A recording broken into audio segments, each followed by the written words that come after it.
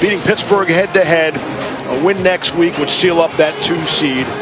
And if you got to go to Kansas City, you do so in the end, and everybody else has to come to Western New York to play.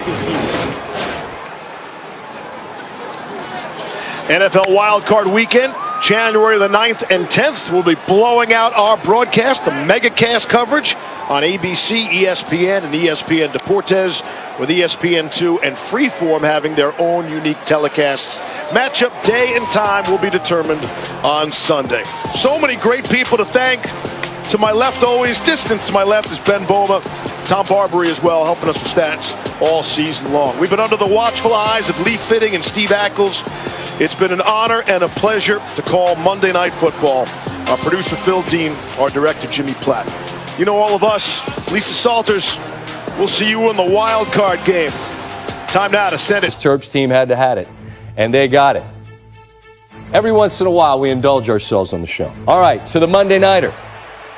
Buffalo looking to sweep the season series. Are we whipping? Are we nay-naying? Is that what we're doing? I'm old. You got to help me out with whatever the new things are. All right, 4th and 5, tricky Bills. They faked the punt. Savon Neal. Oh, you can't make this mistake. Anytime these plays work, it always seems like there's some sort of a flag for illegal formation, but that extends the drive. Let's get crazy again. It's not really crazy when you've got a big, rugged quarterback that's got wheels. Josh Allen picks up the first down there. Drive continues. Zach Moss, rookie out of Utah, finds the end zone. And Buffalo leads. Wouldn't trail. New England did score but missed the extra point. It's yet another 4th down. Allen. Dawson Knox. Guy plays with a ton of energy. You see that Buffalo 3 for 3 on 4th down in the first half. They only had 7 4th down attempts all year. They're rolling the dice. 1st and goal. Lee Smith, he said. Play action. Little pump fake. Who's open? Stephon Diggs. Speaking of, I like turtles. One of the best wideouts in the game. Of course, came over from Minnesota in the offseason, and he has been spectacular. Along with Allen, passing Eric Moles for the single-season receiving yards record. Comfortable lead at the break. They add to it. First play of the 3rd quarter. Knox. Again, the nimble. Soft toes. Does he tap? Bill would challenge. Oh, he's in. I don't think he caught it. I can't curse in Bill's voice. Later in the drive, Allen, Diggs, again. Another look as Allen ties Jim Kelly. Most touchdowns in a single season. So you're talking about a bunch of history. And this was not the performance I expected out of New England. I just figured that they would bow up for one last one. It didn't happen. Allen, again. Again, it's Diggs. Rough night for Bill Belichick, who's been on the other end of so many of these through the years, but these are your AFC East champions. And this is what Allen and Diggs' numbers look like. Allen had 4, Diggs had 3.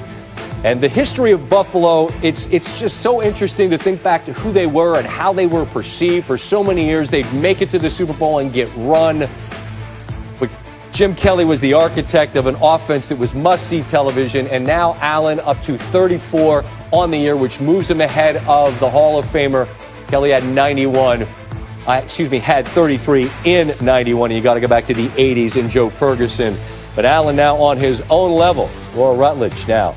Time for the T-Mobile post-game coverage. It's the guys that you just saw hooking up, Allen and Diggs. Josh, you said that winning the division actually made this team hungrier. How would you describe the hunger to win this game tonight? Well, you heard him. He's hungry. We wanted to come out. We wanted to, go out there and finish and execute a game plan that we worked really hard all week to work on. And Coach Dable called a great plan on offense. We went out there and executed. This guy's getting open, making unbelievable catches. Our defense goes out there and plays so well. Our special teams, I mean, it was a three-phase win tonight. These ones feel really good. Yeah, Stefan, you were kind of shaking your head there when he said unbelievable catches. There was one right here behind you in the fourth quarter that was like a low and away pass. What can you say about the pass that allowed you to make that catch? He likes to always give me the credit, and I think that's a bunch of bull just because if you see him out there, he's out there throwing darts. He's also like scrambling, making things happen. So I'm always thankful for that. And, you know, he's making plays for us. And we got a lot of faith and trust in Josh, and he continues to show up week in and week out. Josh, what do you think this team proved tonight? I mean, I won't get into that. You know, we're out here trying to play for each other. Yeah. We understand this is number 12. We got, you know, a really good team coming in next week to, up to Buffalo. And, again, we got to put our best foot forward and try to go get another win. And that's the only thing on our mind right now. You guys also bonded over playing video games together. And I don't know why that's funny, but maybe it is. Stefan, what can you say about the bond that you've created with Josh, but also so with this team? You're bad. Continue. He's bad? Yeah, No, I'll tell you. Well, sorry. They are on camera. Hey, y'all! Hey, mama! Hey, look, it's Josh. Hey, grandma! MVP. It's Josh Allen. Hey! What's wrong with them? Oh, wait. Do you think Josh Allen's the MVP? I was about to say something else. That's especially my MVP. That's why I asked, because I knew you would say he was. All right, so back to the video games. Yeah. You're bad at them? No. I'm actually the great one. But in the beginning, he was playing before me, got a little jump start out on me, so I was like a little shaky. And I used to get down in Warzone, so he used to be right there to pick me up. Always. And pick me up, so that's my guy. Josh, how about the bond that you've created with Stefan? I mean, it's something special. And you see, it helps on plays where I'm scrambling. I just have supreme faith in him, and he understands my ins and outs. And, you know, when I get out of a play and I hate you. You know, that play wasn't what it was supposed to be. And it was just something that we ad-libbed, and we got that type of communication, that trust in each other. And I firmly believe that's because of the relationship that we've built off the field. You guys going to go get on the sticks right now or what? We'll see. All right, congratulations. Thank you, Laura. Appreciate it.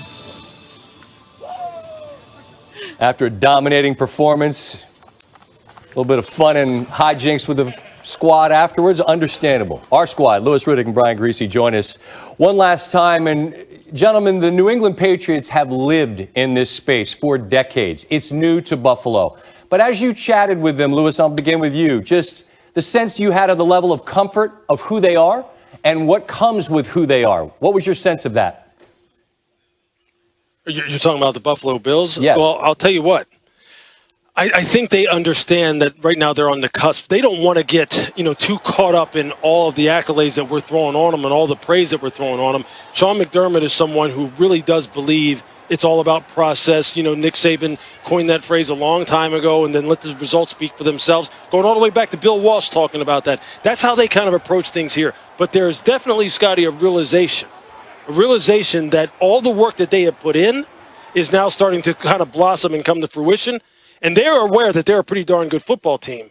But they know that their work is not done, and that's what makes them all the more dangerous because they're still very hungry. I think what you get excited about if you're a Bills fan is they have gotten better as the season has gone on. You look at the defensive side and Leslie Frazier, this team had some holes at the beginning of the year, and they have gotten better with each week that they've played. And if you marry that with the way that they're playing on offense, and we said it towards the end of this game, I would put this offense up against Kansas City in the playoffs. And that's going to be something, if it ends up happening, that this team can hang with the Chiefs. And it'll be which defense can get more stops is going to win that game.